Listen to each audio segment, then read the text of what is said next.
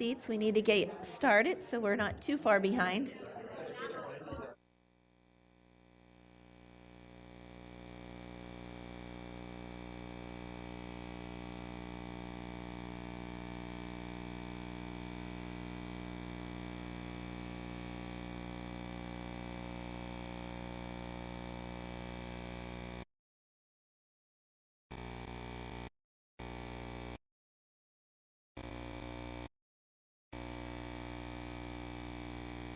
All right, thank you all. So we will be moving on to the next section in fundamental to student learning. Boy, I'm just trying to move this along. We did have go backs to the last section. The go backs, some people took themselves off the list. We have 3 go backs at this point: Miss McLaughlin, Miss Hines, and Miss Strauss. This my go back's just very quick because of something that was mentioned and doesn't have to be answered now, but I'd like to add it to the request for information as to which elementary schools are offering 3rd grade strings, and how does that speak to the equity that we try to have in our offering of opportunities across our schools.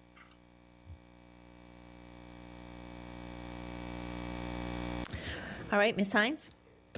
Yeah, thank you. Just to respond to something Ms. Huff mentioned, I guess I have to watch my air quotes a little more carefully, because I do it without even thinking about it. But I think probably the reason that I use it for local, level 4 or whatever we do is because, and not for special needs, special ed, AP, IB, and all that, is because those other terms are recognized kind of terms of art and education, right? Whereas levels of giftedness, I think is unique to us. And I wanted to just something else that you said, I wanted to clarify that AAP, finding that someone is eligible for AAP is not a special needs or special education diagnosis. I think that's true. And if anyone wants to correct me on that, please do. And I think the difference is that if it were a special education or special needs diagnosis, the federal IDEA law would actually not allow us to self-contain those kids all day long the way we do, because of the requirement for a least restrictive environment. So I think we want to be a little bit careful when we use a term of art like special needs or special education, and equating AAP to that, I think, is not accurate. And I hear it a lot out there, but I do think we have to be careful about that. And I'll just comment, and I appreciate that clarification, but from the documents I've read, it is described as a special need of students. So that's not my terminology or the public's. I'm pretty sure it's in our own documents and state documentation. So, then I think maybe when we have our legal discussion, we need some clarity about that, because if we are labeling those kids as special education, then even special needs. Okay, well, I need to know what that means. Well, Dr. Presidio may have some insights on this. I know there's some things that changed in the state. Yeah, Sloan, come up to the table. That's fine. Just as a, I apologize, sorry. Just as a brief clarification. So we do not refer to our AAP level 4 students as special needs or special education students that would qualify under IDEA. That is not the case. However, as Ms. Hines pointed out, in our local plan that we submit to the state for how we provide services for advanced academic students, we define the type of structure and services that we provide for those students as submitted to the state. And in that document, we do talk about the unique needs and intellectual abilities of the students at level 4. And then we have chosen to create the programming model of level 4 services, which obviously students have the option of attending a center or a local level 4 program if they have that in their base school. So if you would like, I could talk more about the levels of services and our service delivery model, but just that point of clarification, we do not qualify these students or identify these students as special education. We do, however, identify that they have unique educational needs. Dr. Presidio, I have a question on that. I know through the years that I have seen, particularly from our Virginia colleges who, who train teachers in advanced academics in the unique needs. And if the unique needs of these students aren't taken care of, just like kids who require remediation, they may not excel. Kids who do not have the acceleration and rigor that's required also have very similar problems to kids who are, even though they're not classified that way, kids who require remediation, where there's higher dropout rates, there's psychological issues, there's all kinds of. Is that not correct? That is correct. So we talk about the unique academic needs and intellectual needs of the students, but we also identify the social emotional needs of these particular students. So it's a broad spectrum of needs that we're really seeking to address with our Level 4 services. And that's why we have been so deliberate and intentional with making sure before we open centers or local Level 4 programs that we have a set of readiness criteria and standards that the school can meet to ensure that teachers are adequately trained and prepared to adequately meet the educational and social emotional needs of the Level 4 students. I see Ms. Corbett Sanders has a question for Dr. Presidio. Dr. Presidio, doesn't the state recognize that this is a group of students that needs a separate plan to accommodate their special requirements, and that's why we have a state requirement to provide a plan for the gifted? We don't have similar plans in other areas. No, that's absolutely correct. So the state requirement, based on that identified need of the student population, is that each local school system submit their plan for providing services to Level 4 students. So the state does recognize those needs of this student population. Ms. Hines, do you have anything more of Dr. Presidio? No, that's okay. I mean, I think that is what I was talking about. And if you look around, I've talked to other school board members around the state, and it's rare for a school system in Virginia to have a program that creates a full-time, separate center program for kids who are identified as gifted, right? And so I think what the state requires really is a pretty bare minimal that we report what we're doing, and that we have to. I think that the state requirement, in fact, is below what we do. Well, there are different delivery models. There's no question about that. And without going too far down a bird walk about numbers and percentages of students, I would mention that our percentages of students identified for level services has decreased over the last 4 years slightly, so we are not increasing. But when you look at just comparability between students in terms of the aptitude tests that we give, the COGAT and the NNAT, if you would look at the percentages of students who are scoring at that benchmark by which we identify for level 4, and you look at a national sample of students, that top 1% of students in the national sample, we have 10% of our students in Fairfax that are scoring at that level. And it is a very, very high level. And as a result, we have a large number of students in Fairfax County that qualify for level 4 services. And that's part of historically why we have really worked to make sure that we have a robust delivery model and service model that has several options for our students here. Thank you. Thank you so much, Dr. Presidio. Ms. Hines, any other questions or go backs? All right, Ms. Strauss. Just to provide just a little bit of historical perspective on the whole issue of AAP. And you're right, the state requires us to have some program for the gifted, and then we do our own programming. Over time, as we have developed new curriculums and set new standards, particularly at the elementary level, the curriculum that we've adopted over the years changes. And there have been times where the elementary curriculum then adopts the gifted curriculum, because that's kind of where we are.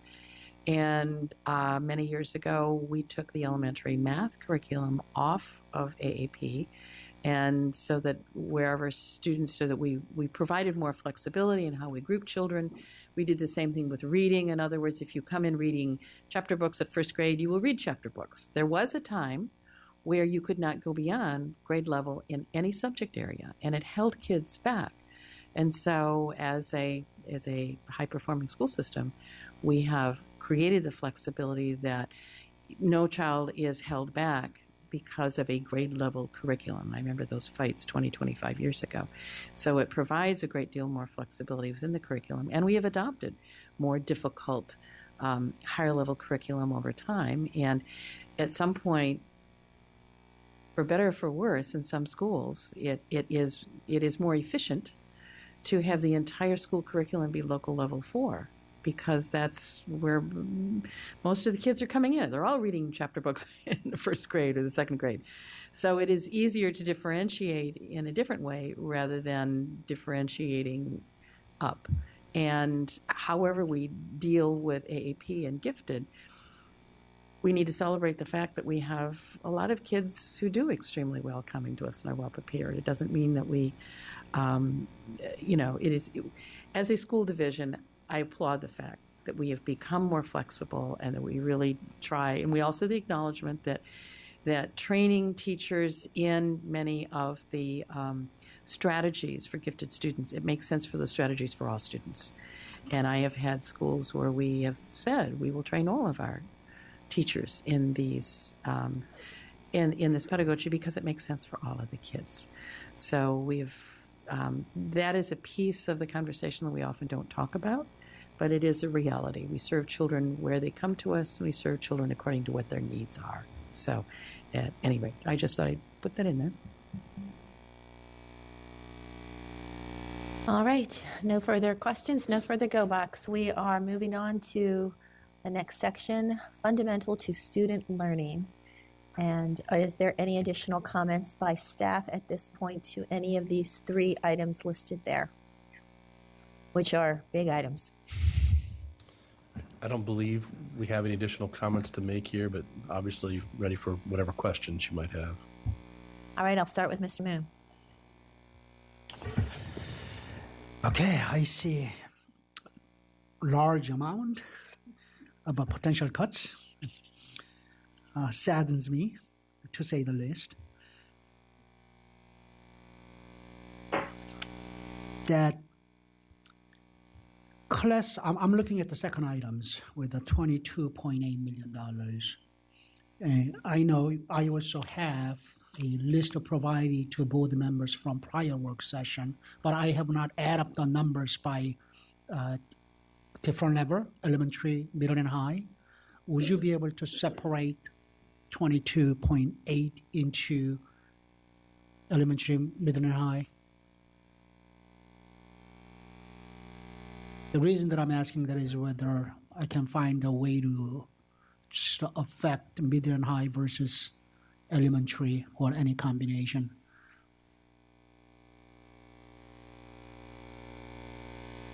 And the next question is, the elementary class size formula floor, the $4.7 million, with increasing the class size of elementary in that second item, is any part of that duplicative? The savings? So no, we absolutely did not duplicate the savings. What we did in terms of calculating these is first we calculated the impact to adjusting the staffing formula floor. And then from there, we completely recalculated the class size increase using the estimates that were in our proposed budget in terms of student enrollment. So I'm looking at my microscopic spreadsheet, and Alice is calculating the elementary. I mean, wouldn't you need to do the other way around first? You do overall class size increase first, and then see whether any of the classes are below 19, so you put it back up to 19? So they're actually, when you look at that formula floor, that's actually a factor in our formula. So what it does is it looks at, based on our needs-based staffing and the percentage of students eligible for free and reduced price meals. And that formula currently says when the staffing allocated falls below 17 students per teacher, the formula stops calculating any additional staffing. So we changed that factor first, did that estimate, and then from there calculated the class size increase of 1. Oh boy, I'm having a hard time understanding what you have just said. Okay, I'm gonna go back. If we do the first one first and then second one second, wouldn't you be ranging from, let's say, the minimum size to 19, and then raise the class size by 1 more? That's not that way. 20. That way. class size, what we do is when you look at the elementary class size calculation, right, what it looks at, the base calculation is it looks at how many students per teacher, and that's currently 26.75 students per teacher. So when we calculate that impact of one student in class size, we adjust that factor. The same thing at the middle and the high school level. So there are different mathematical components of that formula. So it sounds like you do the second item first, overall raising first, and then you look at each class size to see whether minimum. All right. I'm going to give myself a little more time to think about this, but thank you. Really just as an extra help based on our needs-based staffing, right? Because regularly we calculate all Okay, schools the so same. let me ask you this way: if the board wants to modify the second item somehow, somewhat, is that going to affect the first item too? It will not. If you change whatever you want to do with class size, let's say the board, instead of a class size increase of one student, would do a half of a student, right? That calculation will be done Will- separately than that That will class size. that will not affect 4.7. No. Okay. Even though I still have a hard time understanding that part, but I'll take your words for. Ms. Hines, followed by Ms. Strauss. Thank you. Yeah, the class size increase overall, the 22.8 million, I'm sorry, but that's going to be really hard for me to support. And I guess given the part of the county that I represent, we have constant challenges there with some of our schools don't qualify for, and much needs-based staffing, and they're struggling to keep their elementary class sizes under 30. So that's going to be really tough for me. Now, the one above that, I really like to dig into this a little bit. If we increase the elementary school staffing formula minimum from 17 students per teacher to 19 students per teacher, this is something that makes me nervous because I worry that it's going to affect our neediest kids in our neediest schools. But if I could get a sense of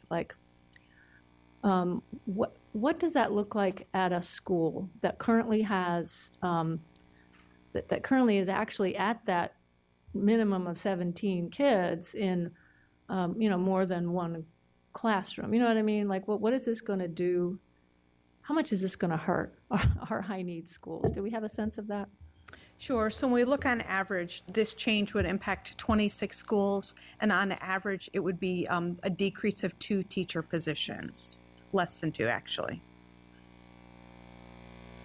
Okay, so on average, 26 schools would be affected, and they would have between 1 and 2 fewer teachers. Okay. Is there any particular, on average, right? So there will be some schools that have 3 or 4 fewer teachers. Is that possible? No. Yes, it ranges from a minimum of -1 to the school that would have the most significant decrease would be a loss of 3.6 positions. Okay, so you have a chart there in front of you. I do, and we could provide that to the board. It's already been a budget question. I'm sorry. It was a budget question previously. Okay. Again, as we work to develop budget recommendations, we did recalculate this using the projected enrollment from the FY18 advertised budget. So these numbers will be slightly different than the budget question that we answered before because there are new enrollment projections. Okay, thank you. I'll take a look at that then. And then also, and I need to do a little more homework on this, whether or not we have feedback on this from our principals at some of our higher need schools, because that would help me to know, if a principal at one of our needier schools takes a look at this and says, holy mackerel, this is really going to hurt us next year. Or if they can look at this and say, yeah, we could live with it. So I'm not expecting anybody to get up right now and speak for all the principals, but unless they'd like to.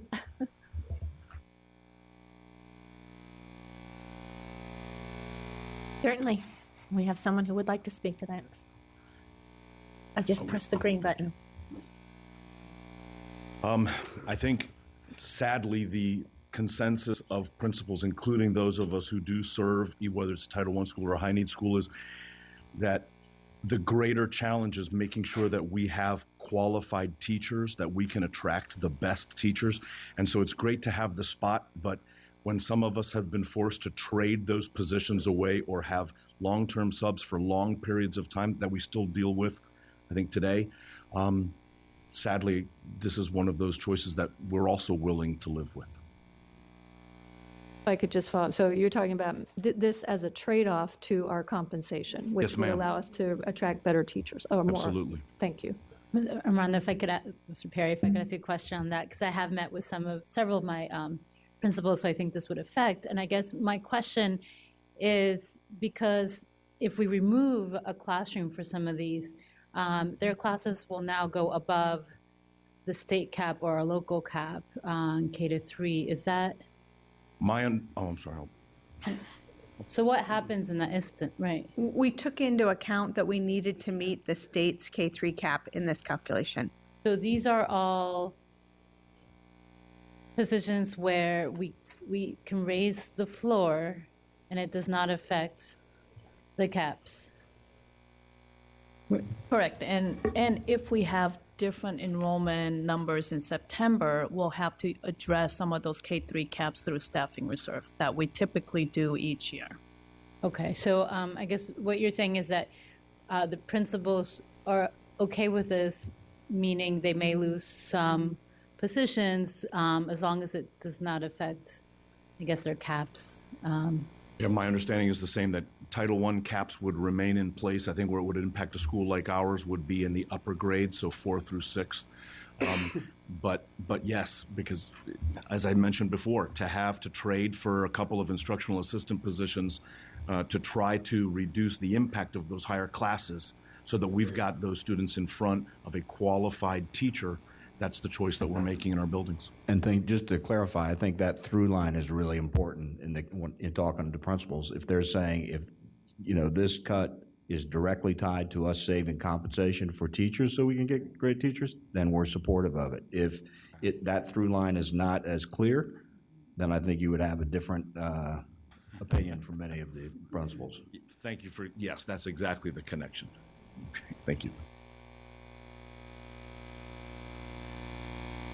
All right, thank you. And Ms. Hines, since you didn't do it, I would just like to say I would like a formal budget question on this particular one. I don't need to state it. You know what we need, correct? All right, thank you. Ms. Strauss, followed by Ms. Corbett-Sanders. As a budget question, first of all, these are so painful because how many times have we raised class size? It's so discouraging. Budget question. Raising the floor to 19, what would happen if we raised it to 18? What savings would that be? And that's just a budget question. And for the next piece, the $22.8 million, is it possible, I mean, we already have caps in some areas. Is it possible to still keep the cap of 30 for elementary, non-high needs? And then what the impact would be is that almost everybody would be at 30, but is that possible?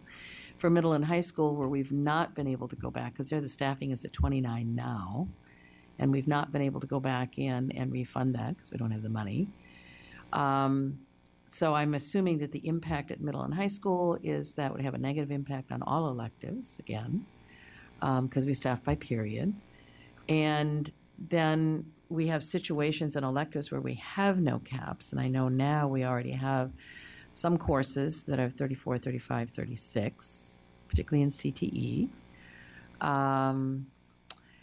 And for laboratory science, we build our science labs to accommodate, and I think this is still right, but this would be a budget question. We build them to accommodate 28 students in a lab course. For our newly renovated schools, we've redone those classes. So then the question is going to be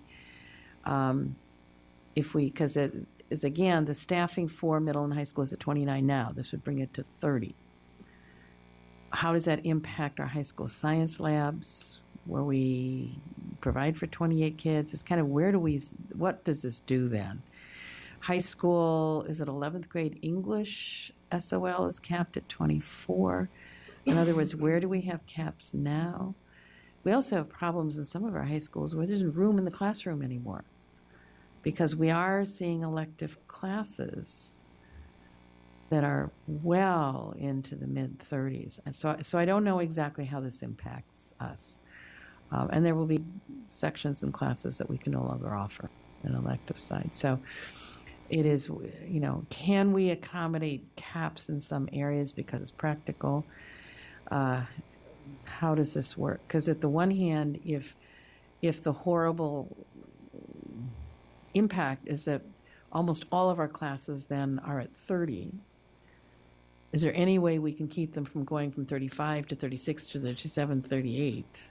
So I don't know how we actually accommodate this in a practical place. We know at other school divisions in other states, the impact of increasing class size is that they routinely have classes of 40 and 45, and that's horrible. But I think we need to understand that the instructional materials, we've cut this one several times already. So this is another cut. So, and I guess the other question, as we've sorted out fees, which is not good, we can charge fees for consumables. And does this mean we can increase fees for consumables? We may not. The state says we may only charge students for the actual cost of that consumable item, right? So we can't increase. We can only recover the cost that we're spending in terms of consumables. So this won't, all right, so there's no workaround for this one. Tough. Well, anyway, I have a couple of questions in there to understand how this impact would actually work. Because there's one thing if we just simply raise the average class size for everybody to a higher level, which isn't great, but can we avoid the super class size, which we know is going on at some of our middle and high schools? Thanks. Ms. Corbett Sanders.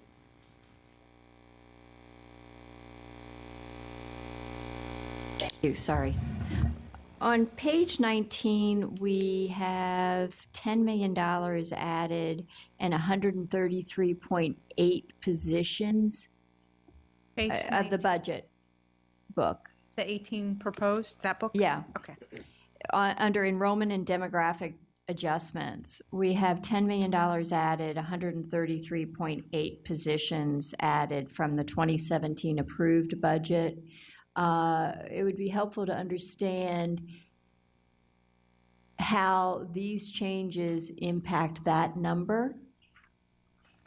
And the second piece of it is that as far as class size, we adopted a policy at 25 for elementary school. I presume this would keep that policy still in place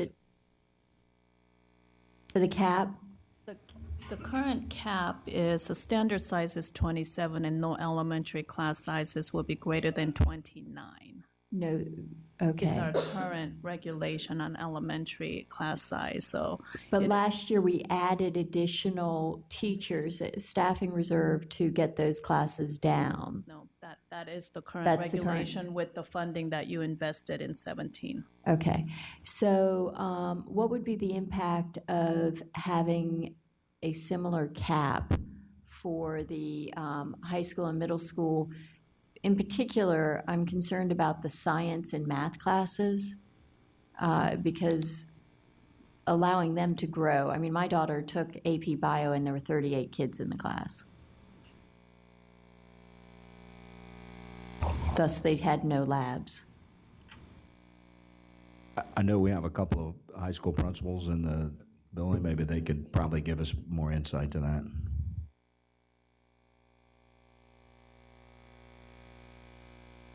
Can I sit on your lap? Sure. There's one over here. John Banbury. So it's a really complex question. First and foremost, understand that high school principals would rather not see class sizes grow just because it's on the teacher's back. But it's pretty clear we have to go somewhere. We spent a fair amount of time with Mr. Paris at the last high school association meeting talking about really the ins and outs of it. my position. It's interesting. Martin and I represent very different looking schools, so we can talk about it from that angle. My position at Oakton, I receive almost no needs-based staffing. So whatever number you give, I have to make it work with that number. With that said, I've been doing it for a long time, and the interesting thing about a master's schedule at the high school level is just thinking of my school. If you can envision a matrix that's about 170 people long by 7 deep, there's lots of room then to put things where you need them. So to get to some of your specific questions, what does it look like in science? And I'm not going to load up science and or biology and chemistry classes just because of a safety factor. Physics, they don't really do labs with open flame and other chemicals and so on. So, I'm less concerned there. In my school, I don't worry about what 11th grade English looks like, but I'm very much concerned about what 9th grade English looks like. So this year, as an example, I managed to keep all of my 9th grade English at 25. Those are decisions that I make. And I think the point that the High School Association is saying is that we would rather have a cut in an area that we can manipulate, if you will, in the areas that we need to based on the needs of our schools, as opposed to having a very specific target. For me, if you're at Oakton and you're enrolling in Algebra 1, you're behind. I run my Algebra 1 classes at less than 20. That's a decision that I make based on the data that I have, not something that either the county or the school board puts in place as far as a directive to me. Every principal would make the same decisions based on the needs of their school, and I'm monopolizing. Sorry, my mouth is very dry. Monopolizing this. If Martin wants to jump in, or you want me to keep going? There we go. Well, so very similar to what John is saying. For example, my English 11, General Ed English 11 numbers, I'm going to run those around 25 is my goal. Those are our, that's the graduation test. You get one shot at English 11, as everybody in the room knows. And so our General English 11 classes tend to be our most needy. I see the biggest impact at Hayfield. My needs-based staffing number is roughly the same. Thank you very much. Roughly the same as it was at Centerville. And I run basically almost 30 intervention classes, 7 through 12. The high school level, I run about, I have the number on my computer, but I run around 15 at the high school level, where at Centerville I might run 2 or 3. So that changes, what your other class sizes look like. But all those decisions are made based on student data. SRI scores for English before we hit the English 11 SOL, and then SOL scores for our math students. So I would be cautious about putting a hard cap on numbers outside of the sciences, because it even changes year from year. You have a group of kids that come in, and my last year group of Algebra 1 kids, they did a fantastic job. So I'm not running as many algebra or geometry or Algebra 2 strategies classes. However, my rising 9th graders, we were running additional sections of Algebra 1 Part 1 and 2x2 algebra. So those are where those come in. On the middle school, I'm actually here representing the middle school principals. Same situation. We have, when you're looking at, for example, if you're going to positively impact math scores, we need to really positively impact our middle school math scores. What we had to do is we had to create algebra, 7th and 8th grade, Power Math 7 and algebra strategies. That takes staffing, because you can't have a kid who's behind in the SOL and then fill in the gaps while teaching the curriculum. So what you have to do is you have to get them that intervention class. Now, they're not real happy about it because they get to do math all the time, and that's not something that they maybe like a whole lot. But at the end of the day, when your scores go up 11 and 12%, you can see where that pays through. So that's where that staffing comes. And I would just echo what John's saying. every school is going to be different. And so when you come up with hard caps, what will happen is we're going to lose a little bit of ability to look specifically at our population of kids this year. And again, year to year, it changes. So that would be... Just some final thoughts to think about too, and Dr. Presidio could probably back me up on this, but you have a large number of studies that have been done over decades about class size and the effects. Typically, you don't start seeing negatively impacted until you get up over 60. We're nowhere near 60. Conversely, you don't start to see incredible improvement until you get under 20, some will say under 15. So we're nowhere near getting under 20 or under 15, but we're also nowhere near going over 60. So by and large, when I look at this as a professional educator, I think to myself, well, I'm actually falling right in with what the studies are showing would be perfectly acceptable ranges. So I don't worry about it as far as the impact on the students' learning. I do worry about it on the impact of our teachers. I'm also in a currently, but soon to change, unrenovated school. And, you know, my classrooms were built in 1967, and squeezing all those bodies in, I'll readily admit, that's a tough situation. But at the end of the day, what we're really talking about is, are we going to be able to find a way to pay our teachers market value?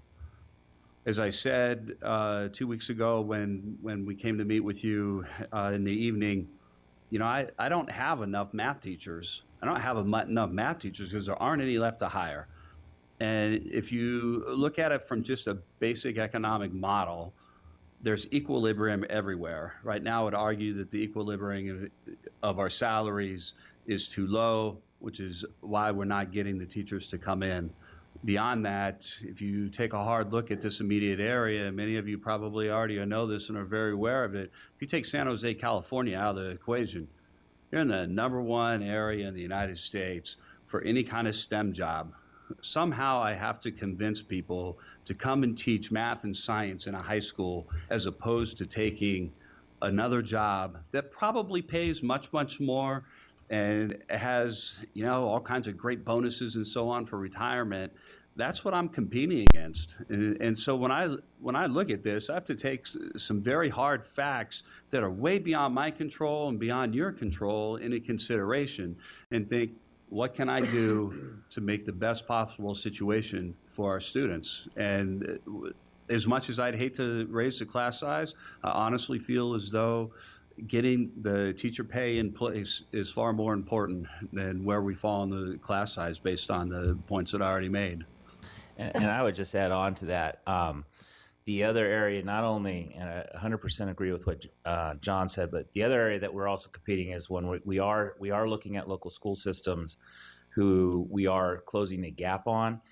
But that sweet spot teacher between 5 and 15 years that we really, they know what they're doing, they have it down, they're really very, very good.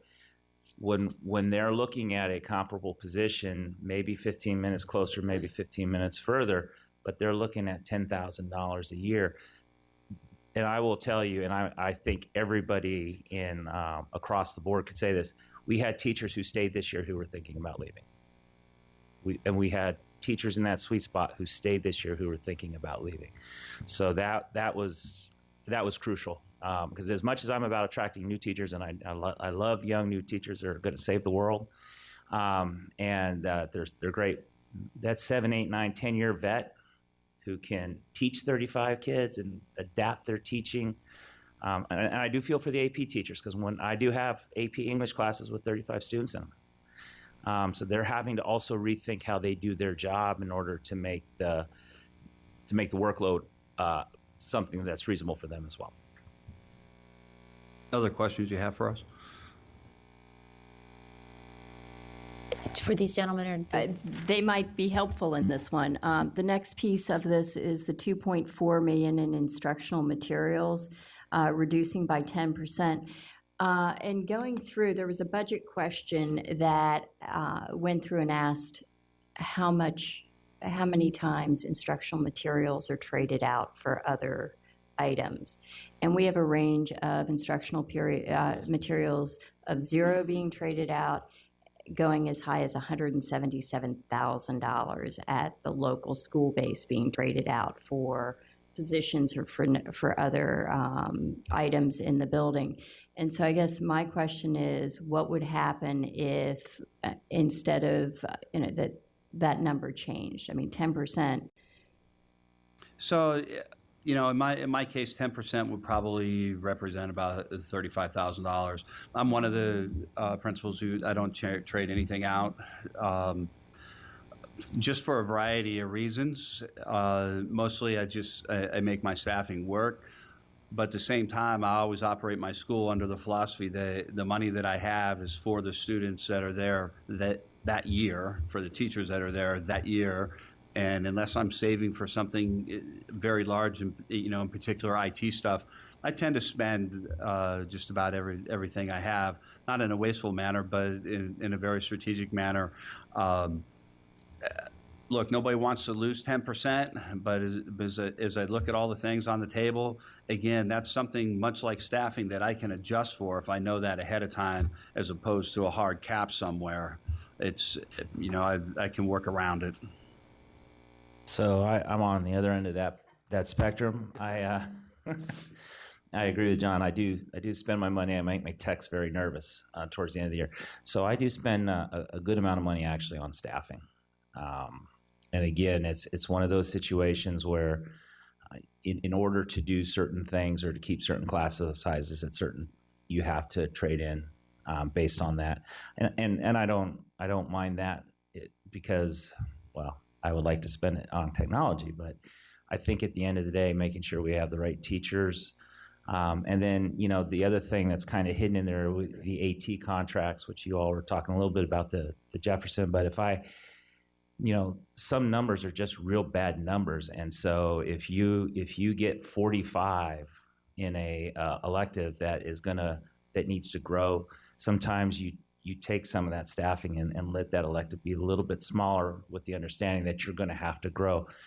The other thing is, we made an adjustment this year where, for whatever reason, our English 11 numbers got big, and we ended up turning in some instructional money for AT contracts for teachers to get AT contracts to drive our numbers down a little bit. So that's when those trades come in. Those typically, I would think most people are trading for personnel. All right. Thank you, gentlemen. Appreciate your time. Thank you for being here. Well, you have a question for... Oh, I'm so sorry. We might need you back. Mr. McElveen has a question for you too.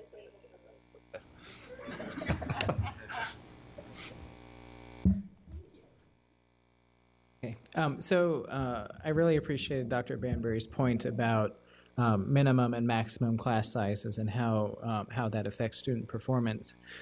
Because we know when we look at Korea, at China, they have massive lecture size classes, and they still potentially outperform U.S. students. Going back to the glory days, some might find them less glorious than others, but of Peter Noonan, when he proposed, the idea of doing lecture-style classes in our auditoriums and other group spaces, is that something that could get us anywhere potentially near these kind of numbers in terms of savings? And I would, because we have the instructors at the table, I would ask them if they have ever pursued anything like that, or if they think their faculty would be interested in pursuing that, with understanding it might increase their number of preps, right? Because if you're combining 2 or 3 classes, you'll have to teach other things as well. But I'd like both the financial and the instructional side. It's a great question, Ryan. Going all the way back to my teaching at McLean in the mid-'90s with Teresa Caldwell, I actually brought that up to her when I was teaching AP US history. It seemed like to me they just put 100 kids in there and have me go through it. It'd be far more efficient, and I could do other things for the school. With that said, it's been on my mind then for 20 years. I wouldn't say that it comes up every year, but I have teachers periodically, and they're generally AP teachers, that come in and make that request. if you have the space in your school and can think creatively, I don't see why we don't try doing some of these things. When I take a hard look at the kids in AP classes that are specifically junior and senior level classes, government comes to mind. When they go off to college, you're going to have 350 kids in it anyway. Having a class of 30 is not really what any of them are going to experience. So, I would make the argument that it's something to look into, get some economies of scale anyway. I had a follow-up to that, if that's okay. I was going to ask that question. And it's also financial. Have we looked at, I know we've considered the model of if we're increasing the size of maybe looking at additional IAs, possibly part-time IA staffing. So I don't know what the educational impact would be on that. Could be perhaps people wanting to be teachers one day. So I don't know if that's been considered financially. If we grow the class size, can we provide additional assistance? Would that not be enough? So financially, I know we haven't looked at growing high school class sizes and adding IAs. Certainly as part of our elementary class size, we do look at using IAs to help offset class sizes at the elementary level. When we've considered looking at large lecture style classes in the past, one of the challenges that we've had is the standards of accreditation from the state that set information on teacher load. So if that's something we were going to consider, I think we would really need to work with the state to ensure that we're not exceeding that teacher load that they referenced in their standards of accreditation. All right. Thank you so much. Next on my list, I have Ms. Palchik. I think all of my questions have been answered. All Thank right, you. Ms. McLaughlin.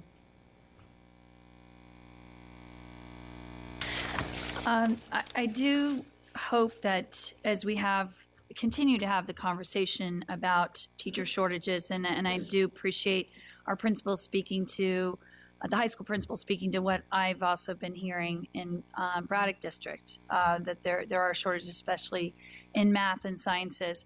But as board members and also for Superintendent Lockhart and his team, we have to continue to do things based on what the data tells us. So if we have regional shortages, so in other words, it's not about Fairfax County in a vacuum. Does Loudoun have shortages? Does Montgomery County have shortages? Does Prince William have shortages? So the shortages because we don't have enough college graduates pursuing those subject areas and then wanting to come into the education field. That's a big piece of it, because we don't want to be chasing the reason is, oh, well, it's just people are leaving because they're just not going to get paid enough. I mean, that's a piece of it across all teachers, not just in the sciences and math. And I do also appreciate that the high school teachers talked about something that I think is just as important. And quite frankly, I hear people thinking about leaving teaching all the time, and it's workload. So you can pay people all you want, but if their 35-hour instructional day in the building becomes a 70-hour work week because they've got to take home all those tests and quizzes and assessments and papers and you name it, we're making the teachers do it and the kids do it, well, no amount of money is going to fill vacancies. So to the vacancy piece, I hope we will continue to pull data into our conversations, and we especially as boards need to be doing that. To these items here that all relate to student learning, I think that this goes to the data conversation as well. We do needs-based staffing. At one point, several years ago, we were spending over $60 million a year. It's my understanding that through the budget challenges, we've taken a scalpel to it. It's been brought down to about $45 million. And yet, it's my understanding that we have not seen any decrease in student achievement as a result of some of those reductions. So to me, that's how we have a data-driven conversation. If there's been some of those changes and all of a sudden the principals in our buildings, the teachers in our buildings say, oh my gosh, when you took that number down to this level, now we saw a problem, especially in our needier schools where the needs-based staffing exists, then that's the red flag to say, okay, we better look at this. But to date, I have not heard that be a clarion call of concern. And so, again, going to the principal's voice here, what they're saying to us is protect your compensation so you get great teachers in the classroom. And as an extra student in the class, we need to be mindful of it. I don't think anyone around this table wants to increase class size.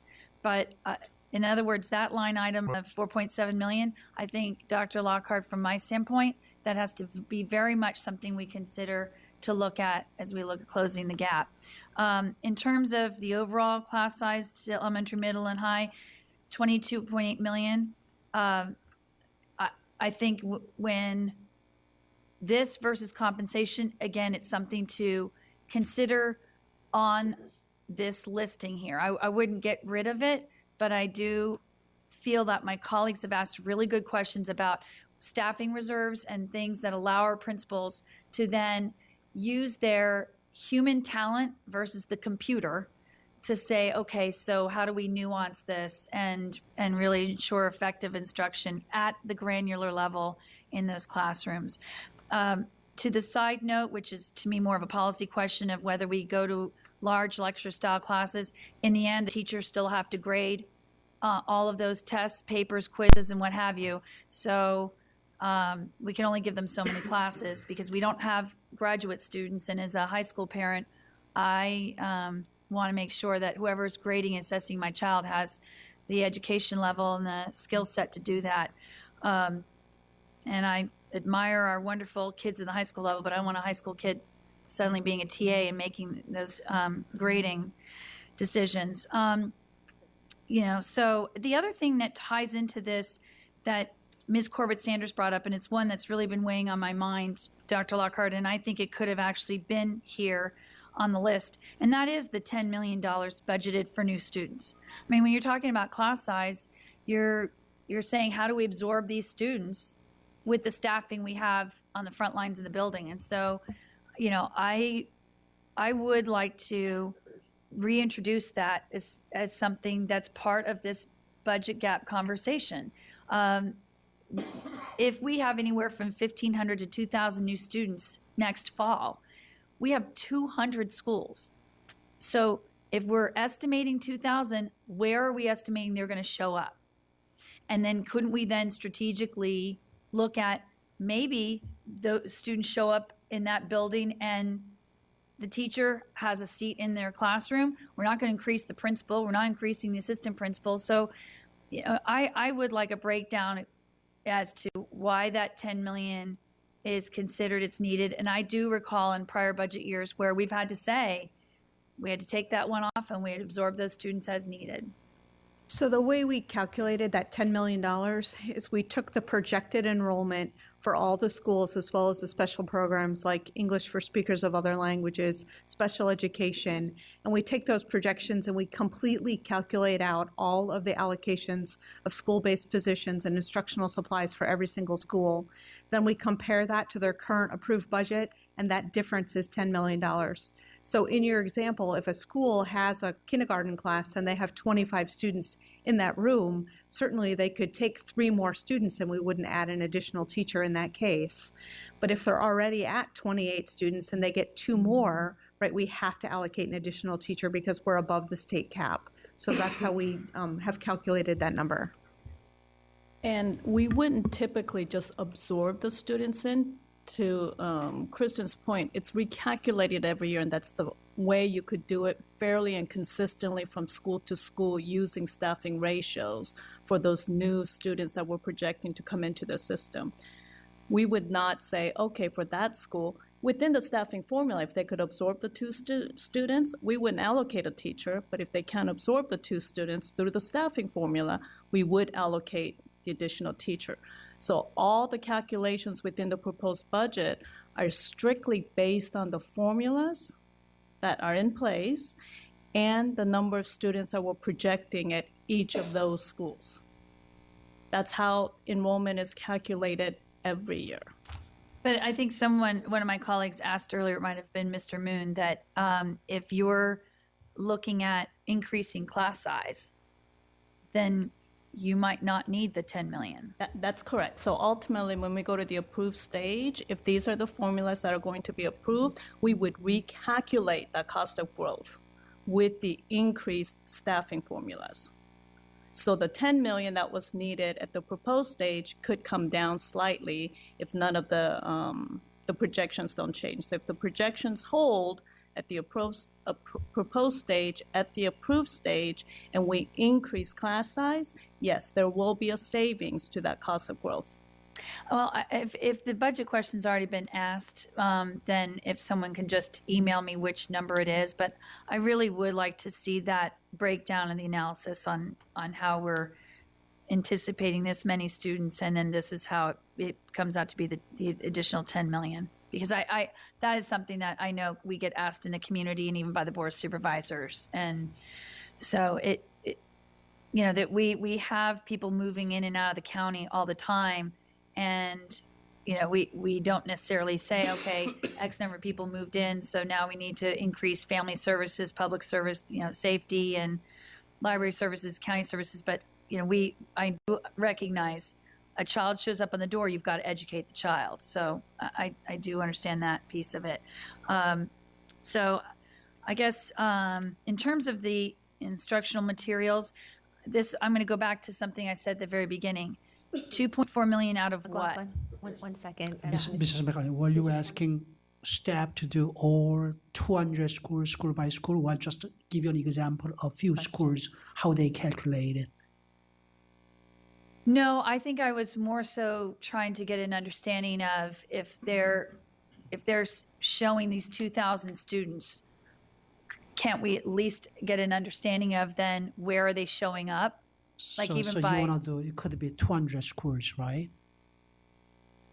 if we have 2,000 new students showing up at 200 schools.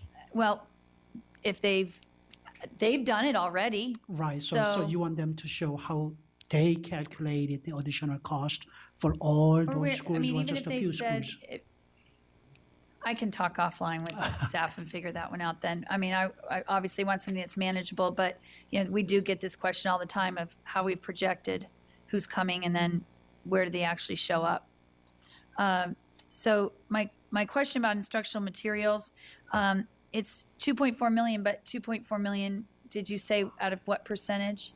That's 10% of, so typically we send out about $24 million to our 200 schools.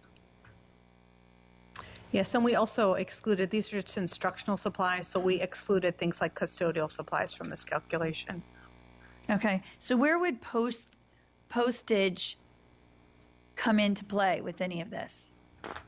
School postage. So for postage, we manage postage centrally, and we're completing a budget question regarding that. So we use a vendor, and we pick up outgoing mail from every single site, and then the vendor picks it up and actually combines our mail with mail from other companies in order to get the lowest price for bulk mail discount. So postage is actually budgeted centrally. We don't budget that at each individual school level. Okay. And the reason, colleagues, why I'm bringing this up is that, I had gotten some feedback about how we're handling postage. And right now, we don't really provide specific guidance. So one particular high school, they mailed the actual SR&R booklet and some other things in there. And you think about the cost involved, especially of a high school size. But if the principals are not given the guidance and it's just, hey, if you want something mailed, send it through, then, at some point when you're trying to look at cost savings. So I don't know if someone asked the budget question, and certainly I can look it up to see what our... You asked us the budget question on postage. We just haven't finished it yet. Okay. Okay, well, that's good. I never know where it is in the queue. So, but I can completely appreciate it. There's a lot of questions, and we have a lot undone. So yeah, I'm right with you. So, but that just is an example where I don't think that necessarily is going to negatively affect our direct instruction to students. but it is something where we can be a little more mindful in the costs that come up.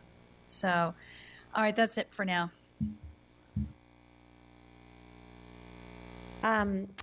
I have one go back. Is anybody who hasn't? Okay, Ms. Evans. Thank you. So just a couple of items. One of the things the Budget Task Force looked at was changing the formula involving taking online courses that would have yielded close to $1 million. Dr. Lockhart, did you consider that? And if so, why was that rejected? Sure. Yes, we did consider that. In fact, I might ask one of the high school principals to come up and articulate. We did consult with them regarding the impact that would have on the instructional program. And I don't know if Dr. Banbury or Mr. Grimm are willing to talk about that. Right. All right, if you give me a specific question again. So in the Budget Task Force had considered one item to change the way the formula worked for online courses, rather than, I gather it seemed like there was a double allocation. I'm not sure if I have this right, by the way, but they were saying to reduce the supplemental funding for online courses, and that was going to save about $1 million if we did that. So I don't know if you had some insights on what would the impact be. First, clarify which online courses. Well, I'm just reading from here. Reduce online courses, reduce the supplemental funding for online courses, and have base schools provide the staffing allocation. So I gather there's a staffing allocation that you get, and it's not reduced now by the students who take a course online as opposed to taking it live with a teacher. And but if this is something that you haven't discussed or if you're not prepared to answer, I fully understand. Every school uses it a little differently. I don't use it much, but Martin's nodding his head, so I think he uses it a little more than I do. No, I'm just nervous because I don't have an answer. Oh, well, that's okay. If you don't, you don't. I mean, I appreciate that, Dr. Bamber. Well, if this is something, I would like to know, would this be a huge impact? Would it be a small impact? On the face of it, it seems like if you're getting funding for a teacher for a student and they're actually taking it online, maybe there is some small savings there that we could. So if I can understand, I see where you're going. yeah, if I could understand, so that student instead of taking 7 classes is taking 6. Right, but they're still counted into our count. Correct. Right, that's correct. Yeah. So I guess this would only be high school. I mean, perhaps some of our middle school students, a small handful. Well, I can't speak for all middle schools, but it would not affect our my middle school staffing. Okay. So I don't have a large number of students that do that. So I'm not quite sure. Again, though, it goes back into your total number, though. So just for illustrative purposes, if I go from 100 to 99.5, because of that, I lose that 0.5 teacher. I don't think it would be that high for me. Then again, it goes back to what John was saying. It goes into the whole number, and so that might handicap my ability to make my Algebra 1 classes smaller, just because I have a half less teacher, or I'm going to have to pay for it out of instructional. The other issue is when the kids come back. So, I don't know what the percentage is. John, you might have a better, but there are a percentage of kids that online is actually tougher than they think, or they, for whatever reason. Then if we lose that their staffing, parents, they were going to do it and they don't. Right? And they get to the the midterm and they're like, oh, never mind. Those kids have to come back to a class, and so when we lose that staffing to the online, do we somehow magically gain it back? But at that point, your master schedule is already set. So, so they might end up in a study hall or an elective that they don't want because that's where you have place to put them. Okay. So that's really the hardest part of the question that you're asking is typically these things happen in September, sometimes later. I mean, I'll do it up to this time of year. Actually, it's hard to follow the students with the amount of staffing and constantly going back and forth between what the student does. If they go to online and they want to come back and my class is full, because I lost the staffing, and I now have a very different problem. So, and the same thing is true with the academies as well. It falls into the same thing. So one of the things that we've discussed at the High School Association is we'd rather take a hit in general on our staffing up front as opposed to trying to follow it so closely as the kids move in and out. Oh, I see. So, Okay. so and I probably should have brought that up during the last question, but I didn't think of it.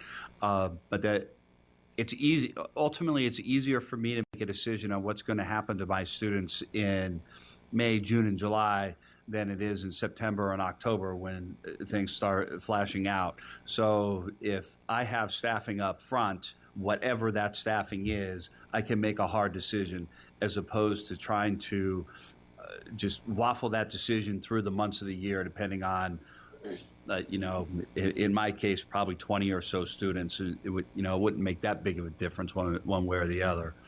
So I think, well, that helps me a lot. But if I'm understanding you, then doing that would focus on a specific type of student and formula as opposed to something that's across the board and gives you more flexibility. Is that the idea? Yes, if it's absolutely. just across the board, as opposed to the alternative, cut it in ESOL, cut it in CTEC, cut it in this. If it were across the board, you'd know what you had at the beginning of the. Yeah, and I think, and I'm just going to echo what John said, but I really think that, and sometimes parents don't get this too, is like, well, this class is a certain size, why can't you just make another one?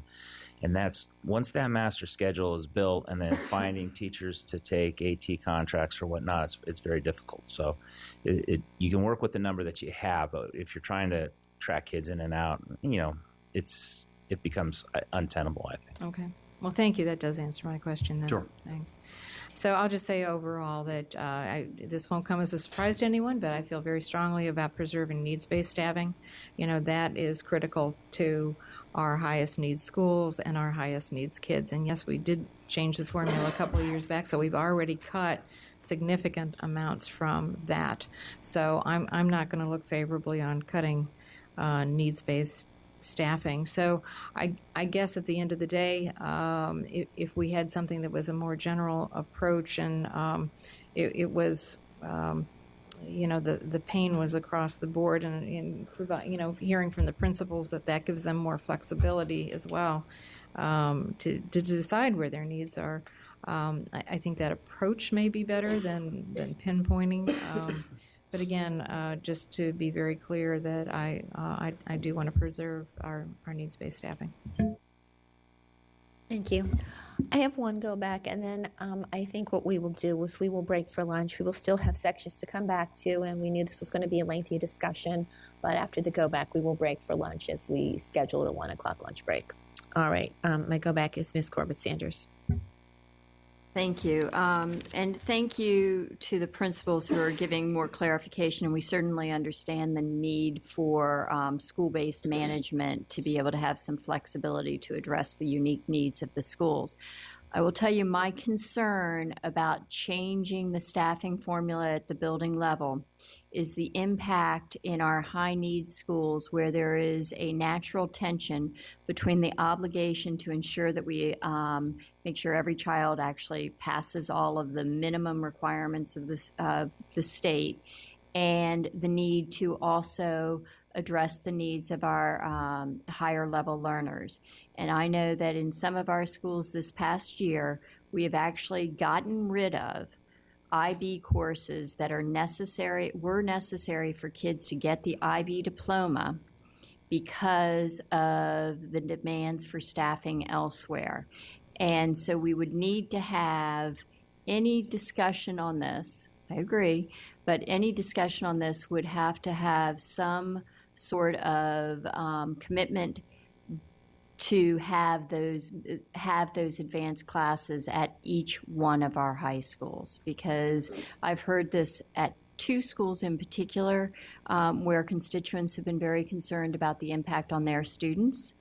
The other thing that I want some clarification on, in the budget document, it says that alternative ed has decreased in size, but we've increased our budget by 3.9%.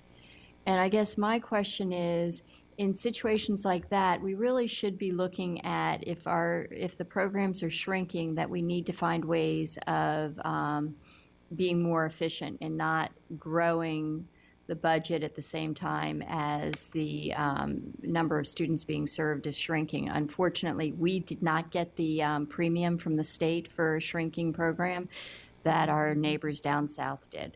And so I see on page 212 that we have some increases there. We also are growing in number of assistant principals for the high schools and middle schools by 5 positions.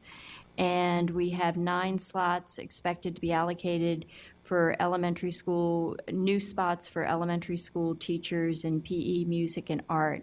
Given what we're talking about in changing other formulas, I'd like to understand how that's impacted. And it says that we have 27 new teachers expected in the special education area. So if I could get a little bit of clarification on that, it would be helpful. And just for a point of reference, I added up all of the instructional supplies traded out in fiscal year 2016, and that total was $1,657,777. So the $2.4 million doesn't seem to be an overly high number based on that.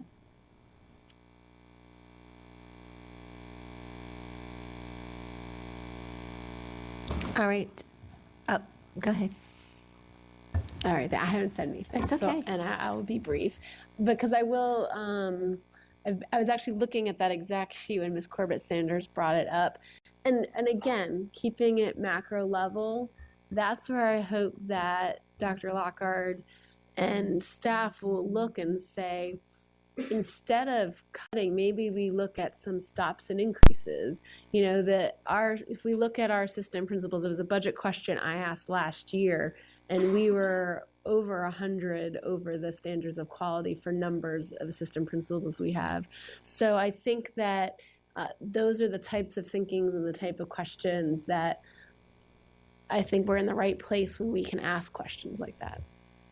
Sure. The proposed budget book has a chart that details the impact of growth and changes in student demographics on page 132. That's the chart that people have been referring to. And that increase there is a result of the current formulas being applied to our enrollment for next year. So as was stated at the high school level, we're increasing by 5 assistant principals. So you're right, the board could elect to change that assistant principal formula, right, to make the number of students that you need higher in order to generate an AP, thereby not allocating out those additional APs. So is that formula isn't policy driven though, the assistant principal, the administration staff formula? So all of the staffing formulas that are included in the budget book, we really treat them as any other budget item. So to change those, right, does require the board to vote to make a change. So I guess I would like some input again from, as we have the discussion, not necessarily today, but from the principals and from the teachers and Dr. Lockard on a recommendation there. I would much prefer to see a staffing formula change there than on our students in classrooms.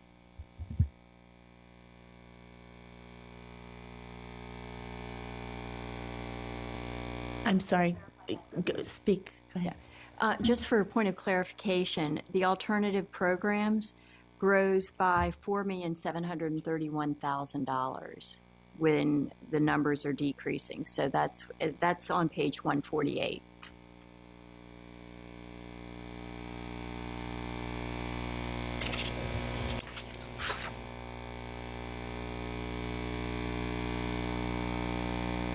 Thank you for that clarification. That is a cost per pupil, a cost per service chart. So when you look at our cost per service, if we assume that the number of students are remaining completely level, right, then your cost per service would be influenced by things like salary increase and benefit cost increases. When you look at these changes up and down, right, they're always a combination of any change to enrollment as well as then changes to our cost. So when you look at the alternative programs in this case, they have a decreasing enrollment, but then our costs are increasing due to increases in salaries and benefit costs. So that's why you see such a high change in that cost per pupil. Yeah, but if you look at it, in fiscal year 2016, we went from 21,535,000 to fiscal year 2017. Okay. So you're saying that it's increasing, though, $4,731 per student? That's absolutely what that chart says, and it's because enrollment is projected to decrease. So with decreasing enrollment, and then when you look at the costs in terms of salary increases, right, that's why those costs are going up. So that's making that cost per pupil go up. So when you look at some of our programs for alternative, and certainly I can let Jane or someone else answer, if we have programs where we have a set number of staff that are there, that's where you'll see that being really markedly noticed. So if we have fewer students enrolled in an alternative program that has a minimum level of staff, that would be influencing that.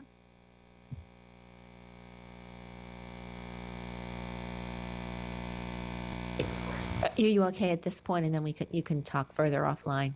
All right. All right, it is 1 o'clock, and we will take a break, and then we will come back at 1:30, and we will discuss the last two sections.